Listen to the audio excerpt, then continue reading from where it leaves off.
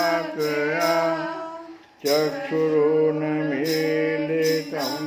येन तस्मै श्रीगुरवे वसुदेवसुतं देवं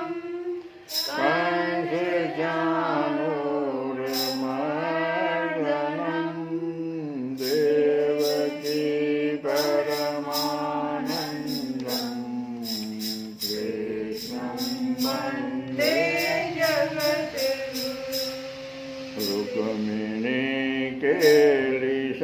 रुक्मिणीकेलिसंयुक्तं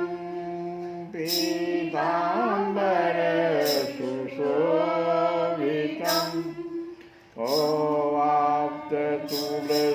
ओवाप्ततुलसीगन्धं कृष्णं वन्दे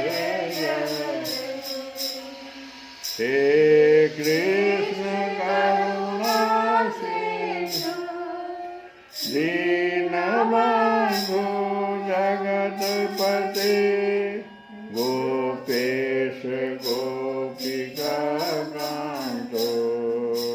राधाकान्त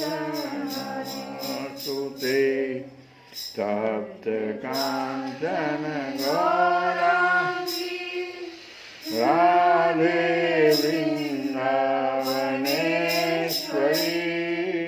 वृषभानुसुते देवी प्रणमामि श्री कृष्णाय वासुदेवाय हरये परमात्मने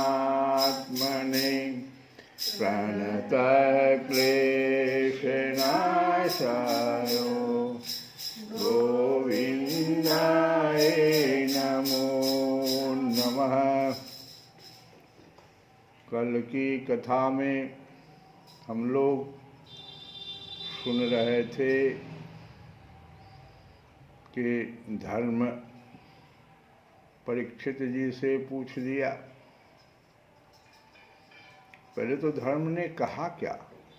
धर्म ने कहा कि शास्त्रों के विभिन्न वचनों से मोहित होने के कारण, क्योंकि हम शास्त्र से बंधे हुए हैं, धर्म है ना, तो शास्त्रों के विभिन्न वचनों से मोहित होने के कारण हम उस पुरुष को नहीं जानते। पूछ रहे हैं परीक्षित जी, हमको उस पुरुष का नाम बताइए जो आपको कष्ट दे रहा है। तो कहते हैं हम उस पुरुष का नाम ही नहीं जानते जिससे क्लेशों के कारण उत्पन्न होते। ये बहुत बड़ी बात है। अब उन्हीं से पूछ रहे हैं कि आप ही बताइए, आप तो राजा हैं, आप ही बताइए अपनी बुद्धि से कि जो कारण हमने सब बताया है, प्रारब्ध है, कोई कहते हैं, कोई कर्म फल कहते हैं, कोई स्वभाव को कहते हैं, कुछ लोग ईश्वर को दुख का कारण, तो आप ही बताइए कि इसमें से कौन सा मत ठीक है। परीक्षित ने कहा, धर्म का तत्व जानने वाले वृषभदेव, आप धर्म का उपदेश कर रहे हैं। अवश्य ही आप वृषभ के रूप में स्वयं धर्म है। आपने अपने को दुख देने वाले का नाम इसलिए नहीं बताया। आपने अपने को दुख देने वाले, उनको जो दुख दे रहा था, उसका नाम इसीलिए भी नहीं बताया कि अधर्म करने वाले को। देखो बहुत सुंदर बात है, एक के लाइन की व्याख्या हम 50 बार कर रहे हैं।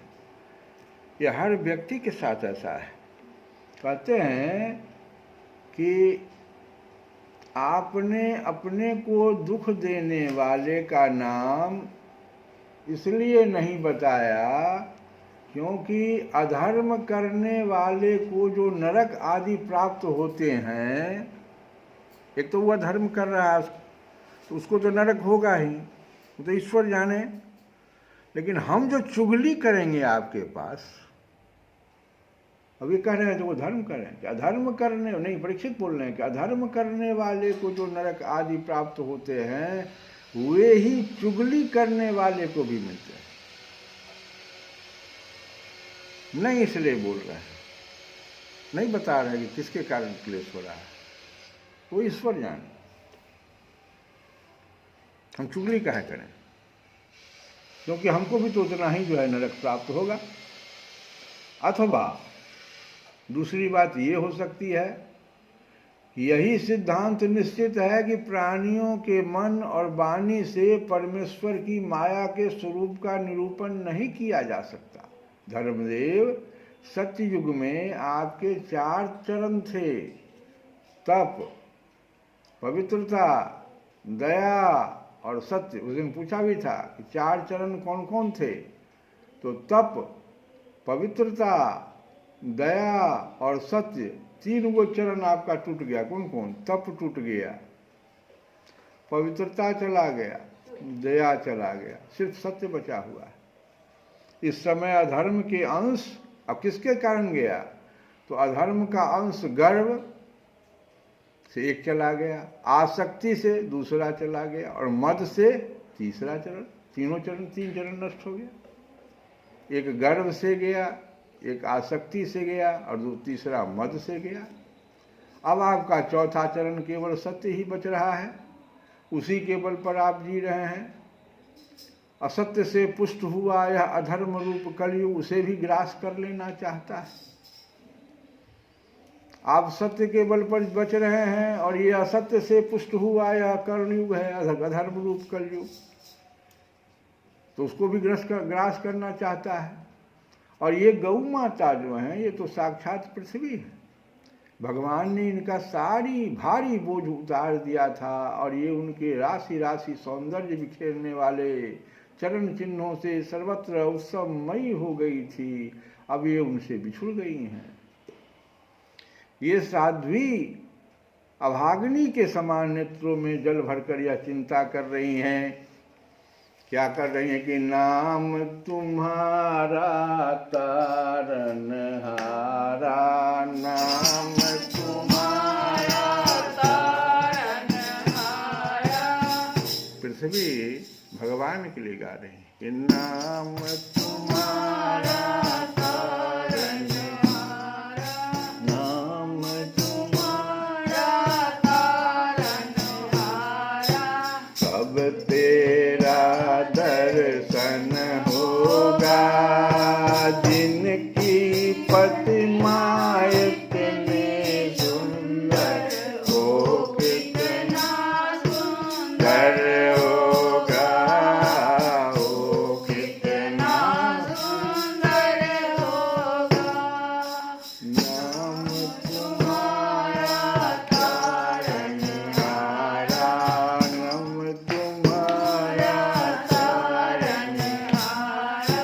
कब तेरा दर्शन होगा, जिनके प्रतिमा इतनी सुंदर हो, कितना सुंदर होगा, ओ कितना सुंदर होगा। सूर नर मुनि जन तुम चरणों में नित दिन शीस नवाते हैं, नित दिन शीस नवाते हैं। सूर नर मुनि जन इन चरणों में नित दिन शीस नवाते हैं, नित दिन शीस नवाते हैं। जो गाते हैं तेरी महिमा, मन वांछित फल पाते हैं, मन वांछित फल पाते हैं।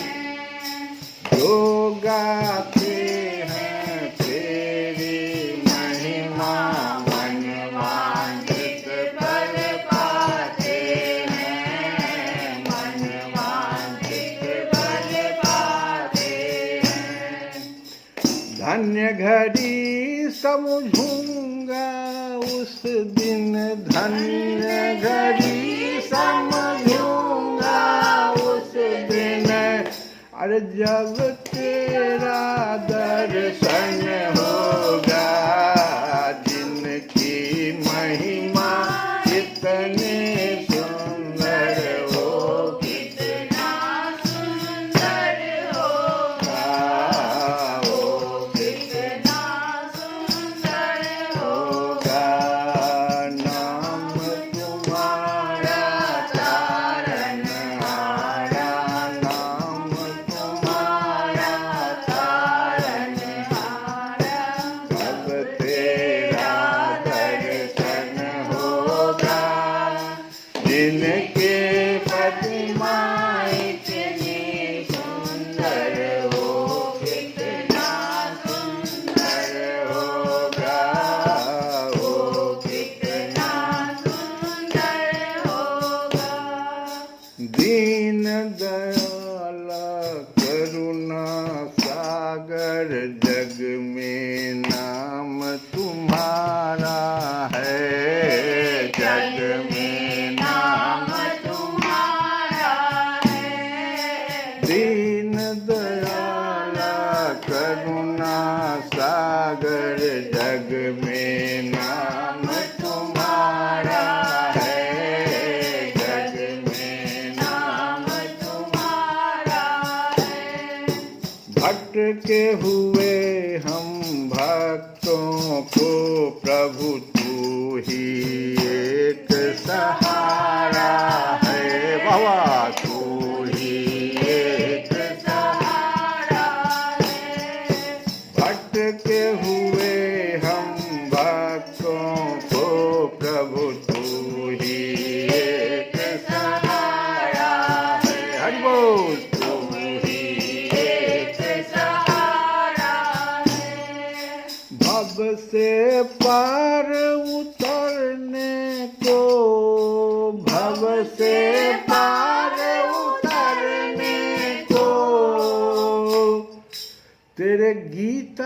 का सरगम होगा, जिनकी महिमा कितनी सुंदर हो, कितना सुंदर होगा, वो कितना सुंदर होगा।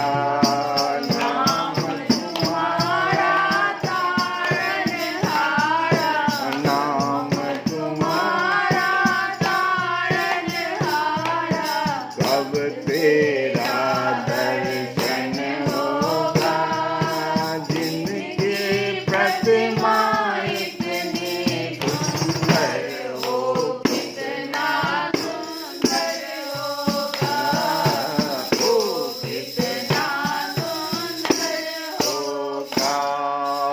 इस प्रकार से पृथ्वी माता को भगवान की याद आ गई और वो मन ही मन भगवान की प्रार्थना की। उसके बाद आगे बोली, कही कि ये गौ माता साक्षात पृथ्वी हैं और भगवान के चरण चिन्हों से जो सर्वत्र उत्सवमयी हो गई थी, बिछुड़ने के कारण ये साध्वी अभाग्नि के समान नेत्रों में जल भरकर चिंता कर रही हैं कि अब राजा का स्वांग बनाकर ब्राह्मण द्रोही शूद्र मुझे भोगेंगे, इसीलिए चिंतित है। महारथी परीक्षित ने इस प्रकार धर्म और पृथ्वी को सांत्वना दिया। फिर उन्होंने अधर्म के कारण रूप कलयुग को मारने के लिए तीक्ष्ण तलवार उठाई। कलयुग तार गया कि ये तो अब मुझे मार ही डालना चाहते हैं, अतः झटपट उसने अपने राज चिन्ह उतार डाले और भय विह्वल होकर उनके चरणों में अपना सिर रख दिया। परीक्षित बड़े यशस्वी दीन वत्सल और शरणागत रक्षक थे।